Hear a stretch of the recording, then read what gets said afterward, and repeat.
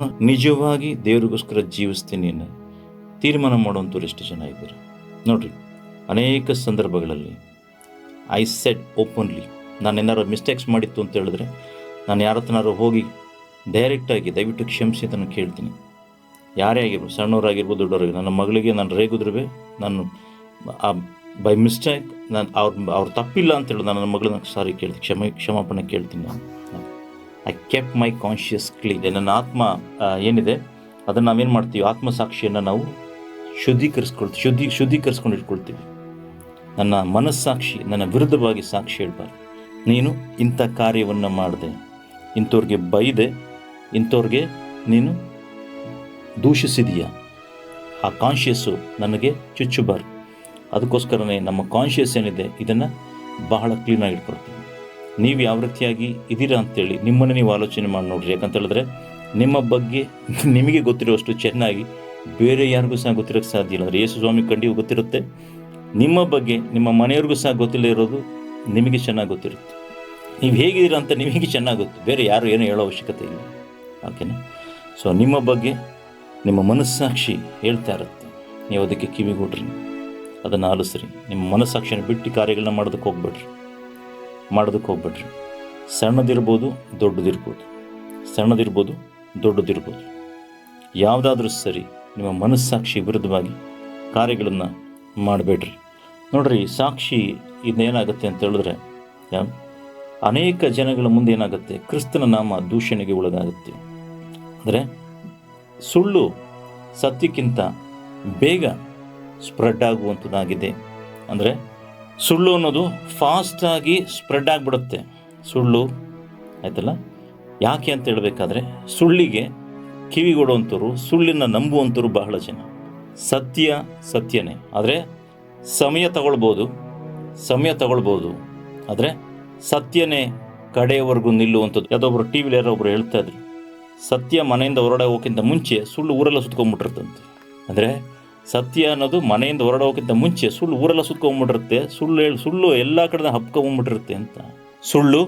ಸುಳ್ಳೇ ಸತ್ಯ ಆಗೋದಕ್ಕೆ ಸಾಧ್ಯ ಇಲ್ಲ, ಸತ್ಯನೇ ಸುಳ್ಳಾಗೋದಕ್ಕೆ ಸಾಧ್ಯ ಇಲ್ಲ. ಹಾಗಾಗಿ ನಿಮ್ಮ ಜೀವಿತದಲ್ಲಿ ಸಾಕ್ಷ್ಯ ಜೀವಿತ ಇಲ್ಲ ಅಂತಿತ್ತು ಅಂತ ಹೇಳಿದ್ರೆ, ನೋಡ್ರಿ, ನಮ್ಮ ಮನೆಗೆ ಒಬ್ಬರು ಕೆಲಸಕ್ಕೋಸ್ಕರ ಬಂದರು. ಅವ್ರು ಹೇಳೋದಕ್ಕೆ ಇಷ್ಟ ಇಲ್ಲ ನಮಗೆ. ಓಕೆ, ದುಡ್ಡು ತೊಗೊಂಡ್ರು ಹೋದರು, ಇವತ್ತರೆಗೂ ಪತ್ತೆ ಇಲ್ಲ. ಓಕೆನಾ? ಆದರೆ ಅದೇ ಕೆಲಸ ನಾನಿದ್ದನು ನನಗೆ ಮಾಡ್ದಲೆ ಬೇರೆಯವ್ರಿಗೆ ಯಾರು ಅನ್ಯ ಜನಗಳಿಗೆ ಮಾಡ್ತು ಅಂತ ಹೇಳಿದ್ರೆ, ಅವರು ಕ್ರಿಸ್ತನ ಬಗ್ಗೆ ಯಾವ ರೀತಿಯಾದಂಥ ನಂಬಿಕೆನ, ಅಂದರೆ ಯಾವ ರೀತಿಯಾದಂಥ ಭಾವನೆಗಳನ್ನು ಬೆಳೆಸ್ಕೊಳ್ತಾರೆ ಒಮ್ಮೆ ಆಲೋಚನೆ ಮಾಡಿ ನೋಡ್ರಿ. ನಮಗೆ ದೇವ್ರ ಬಗ್ಗೆ ಗೊತ್ತಿರೋದ್ರಿಂದ ದೇವ್ರ ನಮ್ಮ ದೂಷಣೆ ಆಗಬಾರ್ದು ಅಂತೇಳಿ ನಾವು ಅದನ್ನಲ್ಲಿ ನಿಲ್ಲಿಸಿದ್ವಿ. ಓಕೆ, ಆದರೆ ಆ ಹೆಂಗಸು ಬೇರೆ ಅವಿಶ್ವಾಸಿಗಳ ಮನೆಗೆ ಹೋಗಿ ಈ ರೀತಿಯಾದ ಕಾರ್ಯವನ್ನು ಮಾಡಿದ್ರು ಅಂತ ಹೇಳಿದ್ರೆ, ಕ್ರಿಶ್ಚಿಯನ್ನು ಹಿಂಗೆ ಮಾಡಿದ್ರು ಅಂತೇಳಿ ಎಷ್ಟು ಜನಕ್ಕೆ ಹಬ್ಬುತ್ತೆ, ಅವರ ನೆಂಟರುಗಳಿಗೆಲ್ಲ ಹಬ್ಬುತ್ತೆ. ದೇವನಾಮ ದೂಷಣೆಗೆ ಒಳಗಾಗುವಂಥದ್ದಾಗಿದೆ. ಅದಕ್ಕೆ ದೇವರ ವಾಕ್ಯ ಹೇಳುತ್ತೆ, ನಿಮ್ಮ ನಿಮಿತ್ತ ನನ್ನ ನಾಮ ದೂಷಣೆಗೆ ಒಳಗಾಯಿತು, ದೂಷಣೆಗೆ ಗುರಿಯಾಯಿತು ಅಂತೇಳಿ. ನಿಮ್ಮ ನಿಮಿತ್ತವಾಗಿ ಯಾಕೆ ನಿಮ್ಮ ನಿಮಿತ್ತವಾಗಿ ದೇವರ ನಾಮವನ್ನು ದೂಷಣೆ ಆಗೋ ಹಾಗೆ ಮಾಡ್ತೀರ? ನಿಮ್ಮ ನಿಮಿತ್ತವಾಗಿ ದೇವರ ನಾಮವನ್ನು ದೂಷಣೆ ಆಗೋ ಹಾಗೆ ಯಾಕೆ ಮಾಡ್ತೀರಲ್ಲೂ ಒಮ್ಮೆ ಆಲೋಚನೆ ಮಾಡಿ ನೋಡ್ರಿ. ನಿಮ್ಮ ಸಾಕ್ಷಿ ಸರಿ ಮಾಡ್ಕೊಳ್ಬೇಕು ಅಂತಿತ್ತು ಅಂತ ಹೇಳಿದ್ರೆ, ನಿಮ್ಮ ತಪ್ಪುಗಳೇನಿದೆ ಅದನ್ನೇನು ಮಾಡಿರಿ ಅಂತ ಹೇಳಿದ್ರೆ ಮೊದಲು ಒಪ್ಕೊಳ್ರಿ. ನೋಡ್ರಿ, ಮಾನಸಾಂತರ ಬರಬೇಕಾದ್ರೆ, ರಿಪೆಂಟೆನ್ಸ್ ಅಂತ ಬರಬೇಕಾದ್ರೆ ನೀವು ಮಾಡಬೇಕಾದಂಥ ಮೊದಲ ಕೆಲಸ, ನಿಮ್ಮ ತಪ್ಪುಗಳಿಗೋಸ್ಕರ, ನೀವು ಮಾಡಿದ ಅನ್ಯಾಯಗಳಿಗೋಸ್ಕರ ಏನಾಗ್ತೀರ, ಗೋಳಾಡ್ತೀರಾ. ಪಾಪದ ಅರಿವು ನಿಮ್ಮಲ್ಲಿ ಉಂಟಾಗುತ್ತೆ. ಅಷ್ಟಕ್ಕೆ ನಿಲ್ಲಿಸಬಾರ್ದು. ನಿಮ್ಮಿಂದ ಏನೆಲ್ಲ ಅನಾಹುತಗಳಾಗಿದೆ, ಏನೆಲ್ಲ ತಪ್ಪುಗಳಾಗಿದೆ, ನಿಮ್ಮ ನಿಮಿತ್ತ ಏನೆಲ್ಲ ಬಾಧೆಗೊಳಗಾಗಿದೆ, ನಷ್ಟತೆಗಳು. ನೋಡ್ರಿ, ಕುಟುಂಬಗಳು ಒಡೆದೋಗ್ಬಿಟ್ಟಿರುತ್ತೆ. ನೀವೇನೋ ಒಂದು ಯಾರೋ ಒಬ್ಬರು ಏನೋ ಒಂದು ಹೇಳಿ ಕುಟುಂಬಗಳು ನಾಶ ಆಗ್ಬಿಟ್ಟಿರುತ್ತೆ, ಕುಟುಂಬಗಳು ಒಡೆದೋಗಿರುತ್ತೆ, ಸಂಬಂಧಗಳು ಒಡೆದೋಗಿರುತ್ತೆ, ಮೋಸಗಳಾಗಿರುತ್ತೆ. ಸೊ ನಿಮ್ಮ ಟ್ರೂ ರಿಪೆಂಟೆನ್ಸ್ ಇತ್ತು ಅಂತ ಹೇಳಿದ್ರೆ ನೀವೇನು ಮಾಡ್ತೀರಾ ಅಂತ ಹೇಳಿದ್ರೆ, ಅವ್ರ ಹತ್ರಕ್ಕೆ ಹೋಗಿ ನಾನು ಈ ರೀತಿಯಾಗಿ ತಪ್ಪು ಮಾಡಿದೆ, ನನ್ನ ಕ್ಷಮಿಸಿ, ದೇವರು ನನಗೆ ಈಗ ಅರಿವನ್ನು ಕೊಟ್ಟಿದ್ದಾರೆ, ನನ್ನಲ್ಲಿ ಮಾನಸಾಂತರ ಉಂಟಾಗಿದೆ, ನನ್ನ ತಪ್ಪುಗಳನ್ನು ತಿದ್ದುಕೊಳ್ತೀನಿ, ನನ್ನ ಕ್ಷಮಿಸ್ರಿ, ನಾನು ದೇವರಿಗೋಸ್ಕರ ಸಾಕ್ಷಿ ಜೀವಿತವನ್ನು ಮಾಡ್ತೇನೆ, ಒಂದು ಅವಕಾಶವನ್ನು ಕೊಡ್ರಿ, ನಿಮಗೆ ಮಾಡಿದಂಥ ಅನೇಕೋಸ್ಕರ ನನ್ನ ಕ್ಷಮಿಸ್ರಿ ಅಂತ ಕ್ಷಮಾಪಣೆ ಕೇಳ್ತಾರೆ. ಸೊ ಅಲ್ಲಿಂದ ಅವರ ಸಾಕ್ಷಿ ಜೀವಿತ ಶುರುವಾಗುತ್ತೆ. ಚೆನ್ನಾಗಿ ಅರ್ಥ ಮಾಡ್ಕೊಳ್ಬೇಕು. ಕೇವಲ ನಾನು ಮಾನಸಾಂತರ ಪಟ್ಟೆ, ರಿಪೆಂಟೆನ್ಸ್ ಪಟ್ಟೆ ಅನ್ನೋದಲ್ಲ. ನಿಮ್ಮಿಂದ ಏನು ಮಿಸ್ಟೇಕ್ಸ್ ಆಗಿದೆ, ನಿಮ್ಮಿಂದ ಏನು ತಪ್ಪುಗಳಾಗಿದೆ, ನಿಮ್ಮಿಂದ ಏನು ಅನಾಹುತಗಳಾಗಿದೆ, ದೋಷಗಳಾಗಿದೆ, ಎಷ್ಟು ಕುಟುಂಬಗಳು ಹೊಡೆದೋಗಿರ್ಬೋದು, ಹಣಕಾಸಿನ ಸಮಸ್ಯೆಗಳಲ್ಲಿ ಸಿಗಾಕೊಂಡಿರ್ಬೋದು, ಎಲ್ಲವನ್ನು ಏನು ಮಾಡಬೇಕು ಅಂತ ಹೇಳಿದ್ರೆ ನೀವು ಹೋಗಿ ಕ್ಷಮಾಪಣೆ ಕೇಳಿ, ಅದನ್ನು ನಾನು ಕೊಡ್ತೀನಿ, ಸಮಯವನ್ನು ನೋಡಿ ಕೊಡ್ತೀನಿ, ದೇವ್ರು ಸಹಾಯ ಮಾಡ್ತಾರೆ, ಪ್ರಾರ್ಥನೆ ಮಾಡಿರಿ, ನಾನು ಸಾಕ್ಷಿಗೆ ಜೀವಿಸ್ತೀನಿ. ಇದು ನಿಜವಾಗಿ ಬೇಕಾಗಿರ್ತದೆ. ಇದನ್ನು ದೇವರು ಬಯಸುವಂಥದ್ದು. ಮೋಸ ಮಾಡ್ಕೊಂಡು ಹೋದರೆ ಬಹಳ ಚೆನ್ನಾಗಿ ಬದುಕ್ತೀನಿ ಅಂತ ಕೇಳಕ್ಕೆ ಹೋಗ್ಬಿಟ್ರಿ. ಮೋಸ ಮಾಡಿ ನಾನು ಬದುಕ್ತೀನಿ ಅನ್ನೋ ಸುಳ್ಳು, ಹಾಲೆಲೂಯಾ, ಮೋಸ ಮಾಡಿ ಬದುಕೋದಕ್ಕಾಗೋದಿಲ್ಲ. ಸಾಕ್ಷಿ ಇಲ್ಲದೆ ಆತ್ಮಿಕ ಜೀವಿತವನ್ನು ಮಾಡೋದಕ್ಕಾಗೋದಿಲ್ಲ. ಎರಡನೇದಾಗಿ ನೋಡಬೇಕಾದ್ರೆ, ಮೊದಲನೇದಾಗಿ ದೇವರು ನಿಮಗೇನು ಸಹಾಯ ಮಾಡಿದ್ರು ಆ ಸಾಕ್ಷಿಗಳನ್ನು ಹೇಳ್ರಿ. ಎರಡನೇದಾಗಿ ನೋಡಬೇಕಾದ್ರೆ ಪರಿಶುದ್ಧಾತ್ಮನ ಬಲ. ಪರಿಶುದ್ಧಾತ್ಮನ ಬಲ. ಅಪೊಸ್ತಲ ಕೃತ್ಯಗಳು 1ನೇ ಅಧ್ಯಾಯ, ಆಕ್ಟ್ಸ್ ಚಾಪ್ಟರ್ 1:8 ಅದನ್ನೇ ಹೇಳುತ್ತೆ. ಪರಿಶುದ್ಧಾತ್ಮರು ನಿಮ್ಮ ಮೇಲೆ ಬರಲು ನೀವು ಬಲವನ್ನು ಹೊಂದಿ ಅಂತ. ಅಂದರೆ ಪರಿಶುದ್ಧಾತ್ಮನ ಬಲ. ನೀವು ಸಾಕ್ಷಿಗಳಾಗಿರಬೇಕು, ಸಾಕ್ಷಿ ಜೀವಿತ ಮಾಡಬೇಕು ಅಂತ ಹೇಳಿದ್ರೆ ಪರಿಶುದ್ಧಾತ್ಮನ ಬಲ ಬೇಕು. ಪರಿಶುದ್ಧಾತ್ಮರ ಬಲವನ್ನು ಹೊಂದಿಕೊಳ್ಳಬೇಕು, ಜೀವಿತವನ್ನು ಮಾಡಬೇಕು. ಸೊ ನೋಡ್ರಿ, ಕೆಲವ್ರು ಏನು ಮಾಡ್ತಾರೆ ಅಂತ ಹೇಳಿದ್ರೆ, ಪರಿಶುದ್ಧಾತ್ಮನ ಬಲ ಅಂತ ಹೇಳಬೇಕಾದ್ರೆ ಒಂದು ಮೀಟಿಂಗ್ಗಳಲ್ಲಿರ್ಬೋದು, ಒಂದು ಸೆಷನ್ಸ್ಗಳಲ್ಲಿರ್ಬೋದು, ಬಹಳ ಕೂಗಾಡಿ ಬಿದ್ದಿ ಬದ್ದಾಡಿ ನಾನೇನೋ ಹೊಂದ್ಕೊಂಡಿದ್ದೀನಿ ಅಂತೇಳಿ ಅಲ್ಲಿ ಅದಾದ ನಂತರ ನೋಡ್ಬೇಕಾದ್ರೆ ಲೈಫ್ ಚೇಂಜ್ ಆಗಿರೋದಿಲ್ಲ, ಲೈಫ್ ಬದಲಾವಣೆ ಆಗಿರೋದಿಲ್ಲ. ನೋಡ್ರಿ, ಪರಿಶುದ್ಧಾತ್ಮ ನಿಮ್ಮ ಒಳಗಡೆ ಬಂದಾಗ, ಪರಿಶುದ್ಧಾತ್ಮ ನಿಮ್ಮಲ್ಲಿ ಇರಬೇಕಾದ್ರೆ ಒಂದು ಒಳ್ಳೆಯ ಚಿಹ್ನೆ, ಗುಡ್ ಸೈನ್ ಏನು ಅಂತ ನೋಡಬೇಕಾದ್ರೆ ನೀವು ಹೊಸಬರಾಗಿ ಜೀವಿಸ್ತೀರ. This is the ultimate thing. ನೋಡ್ರಿ, ಯಾವಾಗಲೂ ಏನು ಅಂತ ಹೇಳಿದ್ರೆ ಮರದ ಶ್ರೇಷ್ಠತೆಯನ್ನು, ಮರ ಯಾವ ರೀತಿಯಾಗಿದೆ ಅಂತೇಳಿ ಅದರ ಫಲದಿಂದ ಅದನ್ನು ಕಂಡುಹಿಡಿಬೋದು. ಅದೇ ಪ್ರಕಾರವಾಗಿ ನಿಮ್ಮಲ್ಲಿ ನಿಜವಾಗ್ಲೂ ದೇವರಾತ್ಮರು ಇದ್ದಾರಾ ಇಲ್ವಾ? ಆ್ಯಕ್ಟಿಂಗ್ ಮಾಡ್ತಾ ಇದ್ದಾರಾ, ಇಲ್ಲ ಸುಮ್ಮನೆ ಡ್ರಾಮಾ ಮಾಡ್ತಾ ಇದ್ದಾರಾ, ಇಲ್ಲ ಸುಮ್ಮನೆ ಏನೋ ಜನಗಳನ್ನು ಮ್ಯಾನಿಪುಲೇಟ್ ಮಾಡ್ತಾ ಇದ್ದಾರಾ? ಇದೆಲ್ಲ ಹೇಗೆ ಗೊತ್ತಾಗುತ್ತೆ ಅಂತ ಹೇಳಿದ್ರೆ ಅವರ ಫಲಗಳಿಂದ ಗೊತ್ತಾಗುತ್ತೆ. ಅಂದರೆ ಅವಳಿರುವಂಥ ಆತ್ಮಿಕ ಫಲಗಳು ಅಂದರೆ ಅನೇಕ ಆತ್ಮನ ಫಲಗಳ ಕುರಿತು ಅನೇಕ ಕಾರ್ಯಗಳಿರುವಂತಾಗಿದೆ. ಅದೇ ಪ್ರಕಾರವಾಗಿ ಕ್ರೈಸ್ಟ್ ಲೈಫ್ ಏನಿದೆ, ಇದು ಕ್ಯಾರೆಕ್ಟರ್, ಸ್ವಭಾವಗಳು, ಕ್ರಿಸ್ತನ ಸ್ವಭಾವಗಳು. ನೋಡ್ರಿ, I am not telling 100% right ಅಂತ ಹೇಳ್ಬಿಟ್ಟು ಯಾರು ಹೇಳೋಕ್ಕಾಗಲ್ಲ. ಓಕೆ, 100% ನಾನು ಸರಿಗಿದ್ದೀನಿ ಅಂತೇಳಿ ಯಾರು ಹೇಳೋಕ್ಕಾಗಲ್ಲ. ಈ ಪ್ರಪಂಚದಲ್ಲಿ ಇರೋಕ್ಕೆ ಸಾಧ್ಯವೂ ಇಲ್ಲ. ಯಾಕಂದ್ರೆ ದೇವರೊಬ್ಬನೇ ಪರ್ಫೆಕ್ಟು, ದೇವರೊಬ್ಬನೇ 100%. ಓಕೆ, ಆದರೆ ಯಾರೂ ಸರಿಗಿಲ್ಲ, ಹಾಗಾಗಿ ನಾನೂ ಸರಿಗಿಲ್ಲ, ನಾವು ಹೆಂಗೆ ಬೇಕಾದ್ರೂ ಜೀವಿಸ್ಬೋದು ಅನ್ನೋದು ತಪ್ಪು, ಮೂರ್ಖತನ, ಮೂಢತನ. ಹಾಗಾಗಿ ನಿಮ್ಮನ್ನು ನೀವೇನು ಮಾಡಬೇಕು ಅಂತ ಹೇಳಿದ್ರೆ, ಆ ಮಾರ್ಗದಲ್ಲಿ ನೀವೇನು ಮಾಡಬೇಕು ಅಂತ ಹೇಳಿದ್ರೆ ನಡೀತಾ ಹೋಗಬೇಕು, ಸರಿಪಡಿಸ್ಕೊಳ್ತಾ ಹೋಗಬೇಕು. ಅದು ಒಳ್ಳೆಯದು, ಅದನ್ನು ದೇವರು ಬಯಸ್ತಾರೆ. ಆದರೆ ಇಲ್ಲ ನಾನು ಹಿಂಗಿರ್ತೀನಿ ಅಂತ ಹೇಳಿದ್ರೆ ನೋ ಪ್ರಾಬ್ಲಮ್. ಆದರೆ ಕಡೆಗೆ ನೋಡಬೇಕಾದ್ರೆ ಅದು ವ್ಯತ್ಯಾಸಕರವನ್ನು ಉಂಟು ಮಾಡುವಂಥದ್ದಾಗಿದೆ. ದೇವರ ಆತ್ಮನು ಬರಬೇಕಾದ್ರೆ ಏನಾಗುತ್ತೆ ಅಂತ ಹೇಳಿದ್ರೆ ನಿಮ್ಮ ಒಳಗಡೆ ಬದಲಾವಣೆ ಆಗುತ್ತೆ. ಒಳಗಡೆ ಮನುಷ್ಯ ಬದಲಾಗ್ತಾನೆ, ಮುಂಚೆ ಇದ್ದ ರೀತಿ ಇರಲ್ಲ. ಅದಕ್ಕೆ ಹೇಳೋದು, ಕೇವಲ ನೀವು 4 ಗೋಡೆಗಳ ಮಧ್ಯದಲ್ಲಿ, ಪ್ರಾರ್ಥನಾ ಕೂಟಗಳಲ್ಲಿ, ಕ್ರೂಸೈಡ್ಗಳಲ್ಲಿ, ಮೀಟಿಂಗ್ಸ್ಗಳಲ್ಲಿ ಇರೋ ರೀತಿ ಅಲ್ಲ. ನಿಮ್ಮ ಲೈಫು ಹೊರಗಡೆನೂ ಸಹ ಸೇಮ್ ಇರಬೇಕು. ನಿಮ್ಮ ಜೀವಿತ ಒಳಗಡೆ ಹೊರಗಡೆ ಒಂದೇ ರೀತಿ ಇರಬೇಕು. ಅದೇ ಬಹಳ ಮುಖ್ಯ. ನೀವು ಎಷ್ಟೇ ಮೀಟಿಂಗ್ಗಳು ಅಟೆಂಡ್ ಮಾಡಿದ್ರು ನಿಮ್ಮ ಸ್ವಭಾವಗಳು ಬದಲಾಗಲಿಲ್ಲ, ಗುಣಗಳು ಬದಲಾಗಲಿಲ್ಲ ಅಂತ ಹೇಳಿದ್ರೆ ಟೈಮ್ನ ವೇಸ್ಟ್ ಮಾಡ್ತಾ ಇದ್ದೀರಾ, ಯೂಸ್ಲೆಸ್ ಕಾರ್ಯಗಳನ್ನು ಮಾಡ್ತಾ ಇದ್ದೀರಾ ಅಂತ ಅರ್ಥ. ನೀವು ಮೀಟಿಂಗ್ ಅಟೆಂಡ್ ಮಾಡೋದಾದರೆ ನೀವು ಅದರಿಂದ ಹೊಂದ್ಕೊಳ್ರಿ, ಬದಲಾವಣೆಯನ್ನು ಹೊಂದಿ ಅದರ ಪ್ರಕಾರ ಜೀವಿಸ್ರಿ. ಮನೆ ಒಳಗಡೆನೂ ಹೊರಗಡೆನೂ, ಸಭೆಯಲ್ಲಿರ್ಬೋದು, ಸಭೆ ಹೊರಗಡೆ ಇರ್ಬೋದು, ಮಿನಿಸ್ಟ್ರಿ ಇರ್ಬೋದು, ಹೊರಗಡೆ ಇರ್ಬೋದು, ಎಲ್ಲಿ ಬೇಕಾದ್ರೆ ಇರಿ. ಆದರೆ ನಿಮ್ಮ ಜೀವಿತ ಬದಲಾದಂಥ ಜೀವಿತ ಆಗಿರಬೇಕು, ಅದು ಸಾಕ್ಷಿಯಾಗಿರಬೇಕು. ಸೊ ಹಾಗಾಗಿ ಈ ದೇವರ ಆತ್ಮನ ಬಲ ಅಂತ ಹೇಳಬೇಕಾದ್ರೆ ನೀವು ನೋಡ್ರಿ, ಅದಕ್ಕೆ something is filling inside. Okay, ನಾವು ಸಾಮಾನ್ಯವಾಗಿ ನನ್ನ ಎಕ್ಸ್ಪೀರಿಯನ್ಸ್ ಹೇಳ್ತೀನಿ. ನಾವು ಯಾವ ರೀತಿಯಾಗಿ ಪರಿಶುದ್ಧಾತ್ಮನ ಬಲವನ್ನು ಯಾವ ರೀತಿಯಾಗಿ ಅದನ್ನು ಹೊಂದ್ಕೊಂಡೇ ಜೀವಿಸ್ತಾ ಇರ್ತೀವಿ ಅಂತ ಹೇಳಬೇಕಾದ್ರೆ, ನಾನು ಸಾಮಾನ್ಯವಾಗಿ ಟಂಗ್ಸಲ್ಲಿ ಪ್ರಾರ್ಥನೆ ಮಾಡ್ತಾ ಇರ್ತೀನಿ. ಓಕೆ, ಟೈಮ್ ಸ್ಪೆಂಡ್ ಮಾಡ್ತೀವಿ ದೇವರ ಸಮ್ಮುಖದಲ್ಲಿ, ದೇವರೊಂದಿಗೆ ಸಮಯವನ್ನು ಕಳಿತೀವಿ. ಯಾವ ರೀತಿ ಬೈಬಲ್ ಓದಿರ್ಬೋದು, ಪ್ರೇಯರ್ ಮಾಡೋದಿರ್ಬೋದು, ವರ್ಷಿಪ್ ಮಾಡೋದಿರ್ಬೋದು, ಇಲ್ಲ ಅನ್ಯ ಭಾಷೆಯಲ್ಲಿ ಪ್ರಾರ್ಥನೆ ಮಾಡೋದಿರ್ಬೋದು. ಓಕೆ, ಇದನ್ನೇನು ಮಾಡ್ತೀನಿ, ನಾನು ಟೈಮ್ನ ಸ್ಪೆಂಡ್ ಮಾಡೇ ಮಾಡ್ತೀನಿ. ಮೇಕ್ ಶ್ಯೂರ್ ನಾನು ಬೆಳಗ್ಗೆ ಎದ್ದು ನಾನು ರಾತ್ರಿ 2 ಗಂಟೆ ಮಲ್ಕೊಂಡ್ರು ಸರಿ, 3 ಗಂಟೆ ಮಲ್ಕೊಂಡ್ರು ಸರಿ, 12 ಗಂಟೆ ಮಲ್ಕೊಂಡ್ರು ಸರಿ, early morning I will wake up. ನೀವು ಎಷ್ಟು ಗಂಟೆ, ನಾನು 3 ಗಂಟೆ ಮಲ್ಕೊಂಡು 4 ಗಂಟೆಗೆ ಎದ್ದೇಳ್ತೀನಿ ನಾನು. ಓಕೆ, ಐ ಡೋಂಟ್ ನೋ, ಇದು ನಾವು ಏನಂತಾರೆ ಲೈಫ್ ಸ್ಟೈಲ್ ಆಗಿದೆ, ನಮ್ಮ ಜೀವನ ಶೈಲಿ ಆಗಿದೆ ಇದು. ಇದನ್ನು ನಾವು ಮಾಡೇ ಮಾಡ್ತೀವಿ, ಯಾವುದೇ ಸಂದರ್ಭದಲ್ಲಿ ಮಿಸ್ ಮಾಡಿ. ಎಲ್ಲೇ ಆದರೂ ಸರಿ, ಈವನ್ ಟ್ರೈನಲ್ಲಿ ಹೋಗ್ಬೇಕಾದ್ರೂ ಸರಿ, ಯಾರು ಮನೆಗೆ ಹೋದ್ರೂ ಸರಿ, ಎಲ್ಲೋ ಅಂದು ಇದನ್ನು ಡೈಲಿ ರೊಟೀನ್ ಏನಿದೆ ನಾವು ಬಿಡೋದಿಲ್ಲ, ಬಿಡೋದಿಲ್ಲ ನಾವು ಇದನ್ನು. ಸೊ ಈ ರೀತಿಯಾಗಿ ನಾವೇನು ಮಾಡ್ತೀವಿ, ಆತ್ಮನ ಬಲವನ್ನು ಹೊಂದ್ಕೊಂಡೇ ಇರ್ತೀವಿ. ಬಿಡೋದಕ್ಕೂ ಎಲ್ಲಿ ವೀಕ್ ಆಯಿತು, ಸ್ವಲ್ಪ ಡೌನ್ ಆಯಿತು ಅಂತ ಅನ್ಸಿದ್ರು ನಾವೇನಾಗ್ತೀವಿ, ಮತ್ತೆ ಅದನ್ನು ರೀಫಿಲ್ ಮಾಡ್ಕೊಳ್ತೀವಿ. ನೋಡ್ತಿರಲ್ಲ, ರೀಫಿಲ್ ಅಂತೆಲ್ಲ ಮತ್ತೆ ತುಂಬಿಸ್ಕೊಳ್ತೀವಿ.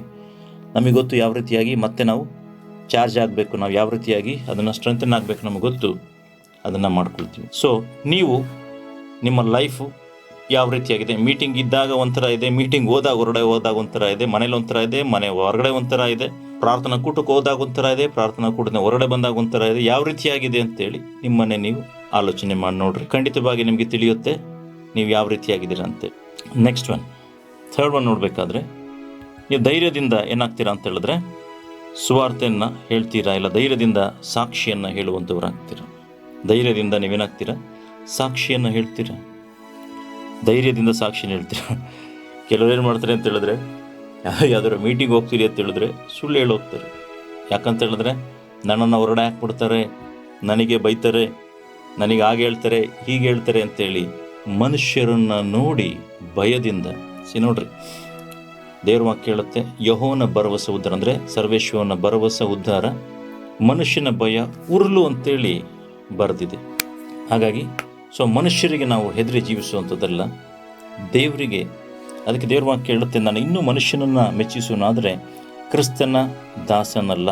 ಹಾಗಾಗಿ ನಾನು ಇನ್ನೂ ಮನುಷ್ಯನೇ ಮೆಚ್ಚಿಸ್ಕೊಂತ ಕೂತ್ಕೊಂಡಿದ್ದೀನಿ, ಇನ್ನು ಮನುಷ್ಯರೇ ನನಗೆ ಮುಖ್ಯ, ಅವ್ರು ಹೇಳೋದೇ ನನಗೆ ಮುಖ್ಯ ಅಂತಿತ್ತು ಅಂತ ಹೇಳಿದ್ರೆ ಖಂಡಿತವಾಗಿ ಕ್ರಿಸ್ತನ ದಾಸ ಇಲ್ಲ ದಾಸಿ ಅಲ್ಲ. ಇದು ನಾನು ಹೇಳ್ತಿಲ್ಲ, ದೇವರ ವಾಕ್ಯದಲ್ಲಿ ಇರೋದನ್ನು ನಾನು ನಿಮಗೆ ಹೇಳ್ತಾ ಇದ್ದೀನಿ. ನೀವು ಯಾರನ್ನ ಮೆಚ್ಚಿಸ್ಬೇಕು, ಯಾವ ರೀತಿ ಸೇವಕ ಯಜಮಾನನ ಮೆಚ್ಚಿಸ್ತಾನೋ ಅದೇ ಪ್ರಕಾರವಾಗಿ ನಮ್ಮನ್ನು ಸೃಷ್ಟಿ ಮಾಡಿದಂಥ ಸೃಷ್ಟಿಕರ್ತನನ್ನು ನಾವು ಮೆಚ್ಚಿಸುವಂಥವರಾಗಿರ್ಬೇಕು. ಓಕೆ, ಸೊ ಮನುಷ್ಯನ ಎಲ್ಲಿ ತನಕ ಮೆಚ್ಚೋದಕ್ಕೆ ಸಾಧ್ಯ? ಮನುಷ್ಯನನ್ನು ಮೆಚ್ಚೋದಕ್ಕಾಗದೇ ಇಲ್ಲ, ಅದಕ್ಕೆ ಹೇಳೋದು, ಮನುಷ್ಯನ ಮೇಲೆ ಭರವಸೆ ಇಡಬೇಡ್ರಿ, ಮಾನವನ ನೆಚ್ಚಬೇಡ್ರಿ ಅಂತ ದೇವ್ರ ವಾಕ್ಯ ಹೇಳುತ್ತೆ. ನಾವು ಸಹಾಯ ಮಾಡೋ ಶಕ್ತನಲ್ಲ ಅಂತ ದೇವ್ರ ವಾಕ್ಯ ಹೇಳುತ್ತೆ. ಹಾಗಾಗಿ ನಾವು ಯಾವಾಗಲೂ ದೇವರನ್ನ ಮೆಚ್ಚಿಸುವಂಥವರಾಗಿರ್ಬೇಕು. ಸೊ ಮನುಷ್ಯನನ್ನು ಮೆಚ್ಚಿಸುವಂಥವರಲ್ಲ, ದೇವರನ್ನ ಮೆಚ್ಚಿಸುವಂಥವರಾಗಿರ್ಬೇಕು. ಓಕೆ, ಸೊ ನಾವು ನೋಡ್ತೇವೆ ಧೈರ್ಯದಿಂದ ಸಾಕ್ಷಿಗಳನ್ನು ನಾವು ನೋಡಿಬೇಕು. ಎಸ್, ಕ್ರಿಸ್ತನ ನಂಬಿದೆಯಾ? ಎಸ್, ಕ್ರಿಸ್ತನೇ ಮಾರ್ಗ, ಜೀವ, ಸತ್ಯ. Yes, there is only one way for salvation is Christ, that's it. ಅಷ್ಟೇ, ಅದು ಬಿಟ್ಟು ಬೇರೆ ಯಾವುದು ಮಾರ್ಗ ಸಹ ಇಲ್ಲ. ಬೇರೆ ಆ ಮಾರ್ಗದಿಂದ ಈ ಮಾರ್ಗದಿಂದ ಇದು ಒಂದು ಮಾರ್ಗದಲ್ಲಿ ಸೇರ್ಕೊಂಡು ಹೋಗ್ತೀನಿ, ನಾನು ಅಲ್ಲೂ ಹೋಗ್ತೀನಿ, ಇಲ್ಲೂ ಹೋಗ್ತೀನಿ, ಅದು ಮಾಡ್ತೀನಿ, ಇದು ಮಾಡ್ತೀನಿ, ಅದ್ರ ಜೊತೆ ಸೇರ್ಕೊಳ್ತೆ. ಯೇಸು ಸ್ವಾಮಿ ಕ್ಲಿಯರ್ ಕಟ್ಟಾಗಿ ಹೇಳಿದ್ದಾರೆ, ನಾನೇ ಮಾರ್ಗ, ನಾನೇ ಜೀವ, ನಾನೇ ಸತ್ಯ, ನನ್ನ ಹೊರತು ತಂದೆಯ ಬಳಿಗೆ ಬರೋದಕ್ಕೆ ಸಾಧ್ಯ ಇಲ್ಲ.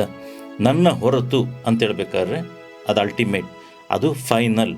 ಅದನ್ನು ಬಿಟ್ಟು ಬೇರೆ ಇನ್ಯಾವುದು ಸಹ ಅಲ್ಲಿ ಇಲ್ಲ ಅಂತ ಅರ್ಥ. ಅದು ಯಾವುದು ಸಹ ಅದಕ್ಕೆ ಆ್ಯಡ್ ಮಾಡೋದಕ್ಕಾಗದೇ ಇರುವಂಥದ್ದು, ಅದು ಆ್ಯಡ್ ಮಾಡೋಕ್ಕಾಗದಲೇ ಇರುವಂಥದ್ದು. ಸೊ ಹಾಗಾಗಿ ಧೈರ್ಯದಿಂದ ನೀವು ಸಾಕ್ಷಿನ ಹೇಳ್ತಾ ಇದ್ದೀರಾ, ಇಲ್ಲ ಬೇರೆ ಏನು ಹೇಳ್ತಾ ಇದ್ದೀರಾ, ಬೇರೆ ಇನ್ನೊಂದು ಸುವಾರ್ತೆ ಸಾರೋ ಹಾಗೆ ಇಲ್ಲ. ದೇವ್ರ ವಾಕ್ಯ ಹೇಳುತ್ತೆ, ಬೇರೆ ಸುವಾರ್ತೆ ಸಾರ್ತು ಅಂತ ಹೇಳಿದ್ರೆ ಖಂಡಿತವಾಗಿ ಅದು ಡೇಂಜರಸ್. ಸೊ ಹಾಗಾಗಿ ಬೇರೆ ಸುವಾರ್ತೆನ ನಾವು ಸಾರಕೂಡದು.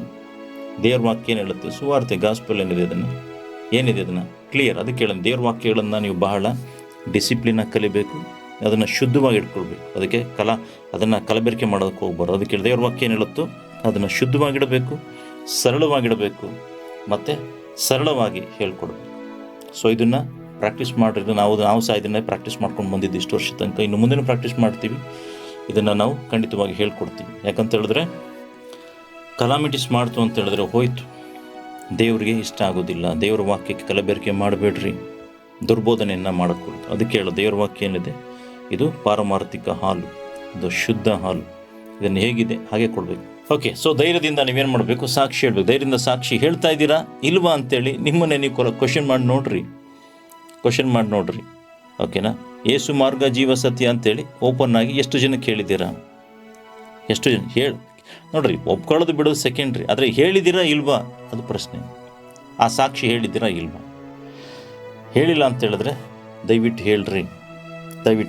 ಯಾಕೆ ಹೇಳಬೇಕು ಅಂತ ಹೇಳೋದನ್ನು ಹೇಳಿ. ನೆಕ್ಸ್ಟ್ ಒನ್, ಮಾರ್ಕನ ಬರೋ ಸುವಾರ್ತೆಯಲ್ಲಿ ನೋಡ್ತೇವೆ, ಉಪಕಾರ. ಮಾರ್ಕ್ ಚಾಪ್ಟರ್ 5:19 ಹೇಳ್ತೇವೆ, ಸ್ವಾಮಿಯು ನನ್ನ ಕರುಣೆ ಇಟ್ಟು ನಿನಗೆ ಎಂತೆಂಥ ಉಪಕಾರ ಮಾಡಿದೆ ಅನ್ನೋದನ್ನು ಹೇಳು ಅಂತೇಳಿ ಇಲ್ಲಿ ಹೇಳೋದನ್ನು ನೋಡ್ತೇವೆ. ಸೊ ಅಂದರೆ ಏನು ಉಪಕಾರ ಮಾಡಿದರೆ ಸ್ವಾಮಿ ನಿಮ್ಮನ್ನು ಕರುಣೆ ಇಟ್ಟು, ದೇವರು ನಿಮ್ಮ ಮೇಲೆ ಕರುಣೆ ಇಟ್ಟು ಏನು ಉಪಕಾರ ಮಾಡಿದರೆ ಅದನ್ನು ಹೇಳ್ರಿ. ಓಕೆ, ಅಪೊಸ್ತಲರ ಕೃತ್ಯ ಬುಕ್ ಆಫ್ ಆಕ್ಟ್ಸ್ ಚಾಪ್ಟರ್, ಸಮಯ ಸ್ವಲ್ಪ ಬೇಗ ಹೋಗ್ತಾ ಇದ್ದೀವಿ. ಆಕ್ಟ್ಸ್ ಚಾಪ್ಟರ್ 18:5, ಪ್ರೇಷಿತರ ಕಾರ್ಯಕಲಾಪಗಳು 18ನೇ 5ನೇ ವಾಕ್ಯ ಹೇಳುತ್ತೆ, ಅತ್ಯಾಸಕ್ತಿಯುಳ್ಳವನಾಗಿ ಯೇಸುವೇ ಬರಬೇಕಾದಂಥ ಕ್ರಿಸ್ತನದು ಖಂಡಿತವಾಗಿ ಸಾಕ್ಷಿ ಹೇಳುವಂತು. ಸೊ ಈ ಸಾಕ್ಷಿಯನ್ನು ನೀವು ಹೇಳ್ತಾ ಇದ್ದೀರಾ? ಅತ್ಯಾಸಕ್ತಿಯುಳ್ಳವರಾಗಿ ಅಂತ ಇದೆ, ಆಸಕ್ತಿಯುಳ್ಳವರಾಗಿ ನೀವು ಹೇಳ್ತಾ ಇದ್ದೀರಾ ಇಲ್ವಾ?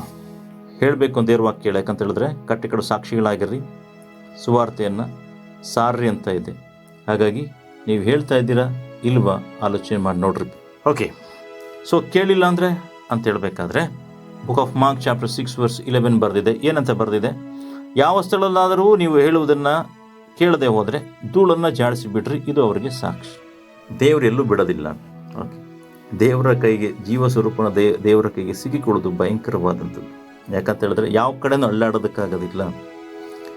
ನೋಡ್ರಿ ಏನು ಹೇಳ್ತಾರೆ ಇಲ್ಲಿ ದೇವರು, ಧೂಳನ್ನು ಜಾಡಿಸ್ರಿ, ಅಲ್ಲೂ ಸಹ ಸಾಕ್ಷಿ, ಅದು ಸಾಕ್ಷಿಯಾಗಿರುತ್ತೆ, ಅವರಿಗೆ ಸಾಕ್ಷಿ ಅದು. ಧೂಳನ್ನು ಜಾಡಿಸ್ಬಿಡ್ರಿ, ಕೇಳದೆ ಹೋದ್ರಿ ದೇವರು ಅದನ್ನು ಲೆಕ್ಕ ತಗೊಳ್ತಾರೆ, ಅದರ ಅರ್ಥ. ಸೊ ಅದಾದಂತ ನೋಡಬೇಕಾದ್ರೆ ನಾವು ಈ ಕೃಪೆಯ ಸಾಕ್ಷಿಯನ್ನು ಹೇಳಬೇಕು. ನಿಮ್ಮನ್ನು ಎಚ್ಚರಿಸೋದಕ್ಕೂ ಇದೇ ದೇವರ ನಿಜವಾದ ಸಾಕ್ಷಿ ಅಂತೇಳಿ ನಾವು ಹೇಳುವಂಥವ್ರಾಗಬೇಕು. 1 ಪೀಟರ್ ಚಾಪ್ಟರ್ 5:12 ಓಕೆ, ದೇವರ ಕೃಪೆಯ ವಿಷಯವನ್ನು ನಾವು ಹೇಳಬೇಕು. ಸಾಕ್ಷಿಯಾಗಿದೆ, ಇದು ಎಚ್ಚರಿಸ್ತಾ ಇದೆ ಅಂತೇಳಿ ನಾವು ಹೇಳಬೇಕು. ಓಕೆ, ಸೊ ಹಾಗಾದರೆ ಈ ಸಾಕ್ಷಿಯ ಪರಿಣಾಮ ಏನು, ಎಫೆಕ್ಟ್ ಏನಾಗುತ್ತೆ ಬ್ರದರ್ ಅಂತೇನಾದ್ರು ಹೇಳದೆ ಇದ್ದರೆ, ಓಕೆ, ಸೊ ಆತ್ಮಗಳನ್ನು ಆದಾಯ ಮಾಡ್ಕೊಳ್ಬೋದು. ಓಕೆ, ಸೆಕೆಂಡ್ ಒನ್, ಆತ್ಮಿಕವಾದಂಥ ಸಮೃದ್ಧಿ ಉಂಟಾಗುವಂಥದ್ದಾಗಿದೆ. ಓಕೆ, 1 ಕೊರಿಂಥಿಯನ್ಸ್ ಚಾಪ್ಟರ್ 1:5-6 ಈ ರೀತಿಯಾಗಿ ಹೇಳುತ್ತೆ, ಕ್ರಿಸ್ತನ ವಿಷಯವಾಗಿ ಸಾಕ್ಷಿಯು ನಿಮ್ಮಲ್ಲಿ ದೃಢವಾಗಿ ನೆಲೆಗೊಂಡ ಕಾರಣ ಆತನಲ್ಲಿ ಸಮೃದ್ಧಿ ಹೊಂದಿದವರಾಗಿದ್ದೀರಿ. ಅಂದರೆ ಸ್ಪಿರಿಚುವಲ್ ಗ್ರೋತ್ ಆಗುವಂಥದ್ದಾಗಿದೆ. ಸ್ಪಿರಿಚುವಲ್ ಏನಾಗುತ್ತೆ, ಎಸ್ಟಾಬ್ಲಿಷ್ ಆಗುವಂಥದ್ದಾಗಿ, ಸಮೃದ್ಧಿ ಆಗುವಂಥದ್ದಾಗಿದೆ. ನೀವು ಆತ್ಮಿಕವಾಗಿ ಸಮೃದ್ಧಿಯಾಗಿ ಬೆಳಿತೀರಾ, ಸಮೃದ್ಧಿಯಾಗಿ ಇರ್ತೀರಾ. ಓಕೆ, ಸಾಕ್ಷ್ಯ ಪರಿಣಾಮಗಳು. ಥರ್ಡ್ ಒನ್, ಫಸ್ಟ್ ಒನ್ ಆತ್ಮಗಳ ಆದಾಯ ಮಾಡ್ಕೊಳ್ಳುವಂಥದ್ದು, ಎರಡನೇದಾಗಿ ಆತ್ಮಿಕ ಸಮೃದ್ಧಿ, ಮೂರನೇದಾಗಿ ರಕ್ತ ಸಾಕ್ಷಿಯಾಗುವಂಥದ್ದು. ಯೇಸುಗೋಸ್ಕರ ಸಾಯೋದಕ್ಕೂ ಸಹ ಸಿದ್ಧ ಆಗ್ತಾರೆ, ರಕ್ತ ಸಾಕ್ಷಿಗೋಸ್ಕರ ಆಗ್ತಾರೆ. ಬುಕ್ ಆಫ್ ರೆವಲ್ಯೂಷನ್, ಪ್ರಕಟಣೆ ಗ್ರಂಥ 6ನೇ ಅಧ್ಯಾಯ 9ನೇ ವಾಕ್ಯ ಮತ್ತು 12ನೇ ಅಧ್ಯಾಯ 6ನೇ ವಾಕ್ಯವನ್ನು ನೋಡುವಾಗ ನಿಮ್ಗಲ್ಲಿ ಬರೆದಿದೆ ರಕ್ತ ಸಾಕ್ಷಿಯಾಗುವಂಥದ್ದು. ಓಕೆ, ಸೊ ದೂತರ ಮುಂದೆ ಒಪ್ಪುವಂಥದ್ದು, ಯಾವನು ಮನುಷ್ಯರ ಮುಂದೆ ತಾನು ಯೇಸುವಿನವರೆಂದು ಒಪ್ಪಿಕೊಳ್ಳುವನು ಅವನ ದೇವದೂತರ ಮುಂದೆ ಅಂತ ಬರೆದಿದೆ. Luke chapter 12:8. ಸೊ ಯೇಸುಸ್ವಾಮಿನ ಯಾರು ಒಪ್ಕೊಳ್ತಾರೋ, ಯೇಸುಸ್ವಾಮಿ ತಂದೆ ದೇವರ ಮುಂದೆ ಒಪ್ಕೊಳ್ತಾರೆ, ಎಸ್ ಈತ ನನ್ನ ಮಗಳು. ಹಾಲೆಲೂಯಾ. ನಾವು ನೋಡ್ತೇವೆ ಅದನ್ನೇ ಮ್ಯಾಥ್ಯೂ ಚಾಪ್ಟರ್ 10:32 ಹೇಳ್ತಾರೆ, ಸ್ವಾಮಿ ತಂದೆಯ ಮುಂದೆ ಒಪ್ಪುವಂಥದ್ದು, ನಾನು ಸಹ ಅವನನ್ನು ನನ್ನವನೆಂದು ಪರಲೋಕದಲ್ಲಿರುವ ನನ್ನ ತಂದೆಯ ಮುಂದೆ ಒಪ್ಪಿಕೊಳ್ಳುವೆನು. ಅಂದರೆ ನಿನಗೆ ಯೇಸುವನ್ನು ಸ್ವಂತ ರಕ್ಷಣಾ ಸ್ವೀಕಾರ ಮಾಡಿದ್ಯಾ, ನಂಬ್ತೀಯಾ ಅಂತ ಹೇಳ್ಬೇಕಾದ್ರೆ ಎಸ್ ಯೇಸುವನ್ನು ನಂಬ್ತೀನಿ ಅಂತ ನೀವು ಬೋಲ್ಡಾಗಿ ಹೇಳ್ತು ಅಂತ ಹೇಳಿದ್ರೆ, ಪರಲೋಕದಲ್ಲಿ ತಂದೆಯ ಮುಂದೆ ಯೇಸು ಸ್ವಾಮಿ ಹೇಳ್ತಾರೆ, ಎಸ್ ಈತನ ನನ್ನ ಮಗಳು ಅಂತೇಳಿ ಬೋಲ್ಡಾಗಿ ಹೇಳ್ತಾರೆ. ನೀವು ಇಲ್ಲಿ ಹೇಳಿಲ್ಲ ಅಂತ ಹೇಳಿದ್ರೆ ಪರಲೋಕದಲ್ಲಿ ಏನು ಹೇಳ್ಬೋದು ಅಂತೇಳಿ ಅಲ್ಲಿ ಹೇಳ್ಬಿಟ್ಟಿದ್ದಾರೆ. ತಂದೆ ಮುಂದೆ ನಾನು ಸಹ ಅವನನ್ನು ನನ್ನವನೆಂದು ಪರಲೋಕದ ತಂದೆ ಮುಂದೆ ಒಪ್ಕೊಳ್ತೇನೆ, ಎಸ್ ಯೇಸುವಿನೊಂದು ಅಂತೇಳಿ ಇಲ್ಲೇನಾರು ಒಪ್ಕೊಂಡ್ರೆ ಯೇಸು ಸ್ವಾಮಿ ಅಲ್ಲೋದಾಗ ನನ್ನ ಒಂದು ಒಪ್ಕೊಳ್ತಾರೆ, ಇಲ್ಲಿನ ಒಪ್ಕೊಳ್ಳಿಲ್ಲ ಅಂದರೆ ಅಲ್ಲೋದಾಗ ಅವ್ರು ಒಪ್ಕೊಳ್ಳಲ್ಲ ಅಂತ ಅದರ ಅರ್ಥ. ವೆರಿ ಸಿಂಪಲ್, ಬಹಳ ಸರಳ. ಪ್ರಿಯ ಸೋದರ ಸೋದರಿ, ಯಾವ ರೀತಿಯಾಗಿ ನೀವು ಸಾಕ್ಷಿಯನ್ನು ಹೇಳ್ತಾ ಇದ್ದೀರಾ, ಯಾವ ರೀತಿಯಾಗಿ ಒಪ್ಕೊಳ್ತಾ ಇದ್ದೀರಾ ಅನ್ನೋದನ್ನು ಆಲೋಚನೆ ಮಾಡಿ. ಯಾಕಂತ ಹೇಳಿದ್ರೆ ನೀವು ಇಲ್ಲಿ ತಪ್ಪಿಸ್ಕೊಂಡ್ಬಿಡ್ಬೋದು. ಮನುಷ್ಯರ ಮುಂದೆ ನೀವು ಆಟಗಳನ್ನು ಆಡಿ, ಮ್ಯಾನಿಪುಲೇಟ್ ಮಾಡಿ, ಸ್ವಲ್ಪ ಏನೋ ಓರೆಕೊರೆಯಾಗಿ ಹೇಳಿ, ಏನೇನೋ ಹೇಳಿ ತಪ್ಪಿಸ್ಕೊಂಡ್ಬಿಡ್ಬೋದು. ಆದರೆ ದೇವರ ಮುಂದೆ ತಪ್ಪಿಸ್ಕೊಳ್ಳೋದಕ್ಕೆ ಸಾಧ್ಯನೇ ಇಲ್ಲ. ಸಾಕ್ಷಿಯನ್ನು ಕುರಿತು ನಾವು ನಿಮಗೆ ಹೇಳ್ಕೊಟ್ವಿ. ಯಾವ ರೀತಿಯಾದಂಥ ಸಾಕ್ಷಿಯಾಗಿ ನಾವು ಜೀವಿಸಬೇಕು ಅಂತೇಳಿ ಹೇಳಿಕೊಟ್ರು. ಇದುವರೆಗೂ ನೀವು ಸಾಕ್ಷಿಯಾಗಿ ಜೀವಿಸಿಲ್ಲ ಅಂತ ಹೇಳಿದ್ರೆ ಸಾಕ್ಷಿಯಾಗಿ ಜೀವಿಸ್ರಿ. ನೋಡ್ರಿ, ಬಹಳ ಬಹಳ ಬಹಳ ಮುಖ್ಯ. ನಿಮ್ಮ ಮನೆಯಲ್ಲಿ ನಿಮ್ಮ ಸಾಕ್ಷಿಗಳಾಗಿರಬೇಕು. ಓಕೆ, ಮನೆಯಲ್ಲಿ ಸಾಕ್ಷಿಗಳಾಗಿರಬೇಕು. ನಿಮ್ಮ ಹೆಂಡತಿ ನಿಮ್ಮ ಬಗ್ಗೆ ಸಾಕ್ಷಿ ಕೊಡುವಂಗಿರಬೇಕು. ನಿಮ್ಮ ಗಂಡ ನಿಮ್ಮ ಹೆಂಡತಿ ಬಗ್ಗೆ ಸಾಕ್ಷಿ ಕೊಡುವಂತಾಗಿರಬೇಕು. ನಿಮ್ಮ ಮಕ್ಕಳು ತಂದೆ ತಾಯಿಗಳ ಬಗ್ಗೆ ಸಾಕ್ಷಿ ಕೊಡುವಂಥವ್ರಾಗಿರಬೇಕು. ನಿಮ್ಮ ಸಭೆಯಲ್ಲಿ ನೀವು ಯಾವ ಸಭೆಗೆ ಹೋಗ್ತಿರೋ, ಯಾರಿದ್ದಾರೋ ಅವರು ನಿಮ್ಮ ಬಗ್ಗೆ ಸಾಕ್ಷಿ ಕೊಡುವಂಥವ್ರಾಗಿರಬೇಕು. ಓಕೆ, ನಾವು ನಿಮ್ಗೆ ಹೇಳಿದ್ವಿ ನೋಡ್ರಿ, ಸಾಕ್ಷಿ ಬಹಳ ಬಹಳ ಮುಖ್ಯ, ಬಹಳ ಮುಖ್ಯ. ನೀವು ಗಂಟೆಗಟ್ಟಲೆ ಪ್ರೇಯರ್ ಮಾಡಿ, ಗಂಟೆಗಟ್ಟಲೆ ಪ್ರೀಚಿಂಗ್ ಮಾಡಿ, ಗಂಟೆಗಟ್ಟಲೆ ಏನಾರು ಹೇಳ್ರಿ, ಏನೇ ದುಡ್ಡು ಕೊಡ್ರಿ, ಏನೇ ಮಾಡ್ತು ಅಂತ ಹೇಳಿದ್ರು ಸಾಕ್ಷಿ ಇಲ್ಲ ಅಂದರೆ ಮುಗಿದೋಯ್ತು. ಸಾಕ್ಷಿ ಇಲ್ಲ ಅಂದರೆ ಮುಗಿದೋಯ್ತು.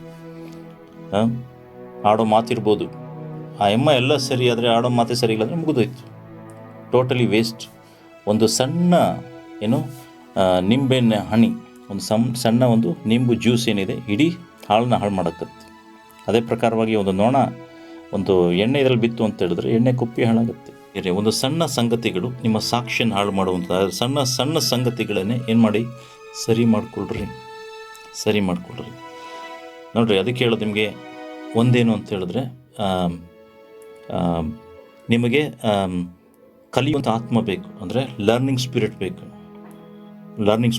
ನಮ್ಗೆ ಯಾರು ಹೇಳ್ಕೊಟ್ರೆ ಅದನ್ನು ಕಲಿಯುವಂಥ ಆತ್ಮ, ಲರ್ನಿಂಗ್ ಸ್ಪಿರಿಟ್ ಬೇಕು. ಸೊ ಪ್ರಾರ್ಥನೆ ಮಾಡ್ಕೊಳ್ರಿ, ಲರ್ನಿಂಗ್ ಸ್ಪಿರಿಟ್ ಬೇಕು ಸ್ವಾಮಿ, ನಾನು ಕಲ್ತ್ಕೊಳ್ಬೇಕು ಅಂತೇಳಿ ಕೇಳ್ಕೊಳ್ರಿ. ದೇವರು ಖಂಡಿತವಾಗಿ ಅದನ್ನು ಕೊಡ್ತಾರೆ. ದೇವರ ವಾಕ್ಯದ ಆಧಾರದಲ್ಲಿ ದೇವರು ಏನು ಹೇಳಿದನೋ ಅದನ್ನು ಬೋಧಿಸಾಯ್ತು. ಇನ್ನು ಮುಂದೆ ನೀವು ದೇವರ ಮುಂದೆ ನಿಂತಾಗ ಖಂಡಿತವಾಗಿ ಲೆಕ್ಕ ಕೊಡುವಂಥ ಸ್ಥಳದಲ್ಲಿ ನಿಂತ್ಕೊಳ್ತೀರ. ಯಾಕಂತೇಳಿ ನೀವು ಆಡುವಂಥ ಪ್ರತಿಯೊಂದು ಮಾತಿಗೂ ಸಹ ಲೆಕ್ಕ ಕೊಡ್ತೀನಿ ಅಂತ ಹೇಳ್ಬೇಕಾದ್ರೆ, ಕೇಳ್ತೀನಿ ಅನ್ಬೇಕಾದ ದೇವರು ಈ ವಾಕ್ಯಗಳನ್ನು ಕೇಳು, ನೀವು ಸಾಕ್ಷಿ ಜೀವಿತ ಮಾಡಿಲ್ಲ ಅಂತ ಹೇಳಿದ್ರೆ ಖಂಡಿತವಾಗಿ ಅದಕ್ಕೆ ಬರಬೇಕಾದ ಬಹುಮಾನವನ್ನು ದೇವರು ನಿಮಗೆ ಖಂಡಿತ ಕೊಡ್ತಾರೆ. ವಾಕ್ಯವನ್ನು ಕೇಳಿದಿರ, ಇದು ನಿಮ್ಮ ಹೃದಯದಲ್ಲಿ ಬಿತ್ತನೆಯಾಗಿದೆ. ಇದನ್ನು ನೀವು ಜೋಪಾನವಾಗಿ ಕಾಪಾಡಿಕೊಂಡು ಅದನ್ನು ಬೆಳೆಸ್ಕೊಳ್ರಿ. ಇದು ನಿಮಗೆ ಫಲವನ್ನು ತರುವಂಥದ್ದಾಗಿದೆ. ದೇವರು ಈ ವಾಕ್ಯಗಳ ಮುಖಾಂತರವಾಗಿ ನಿಮ್ಮನ್ನು ಆಶೀರ್ವಾದ ಮಾಡಲಿ. God bless you.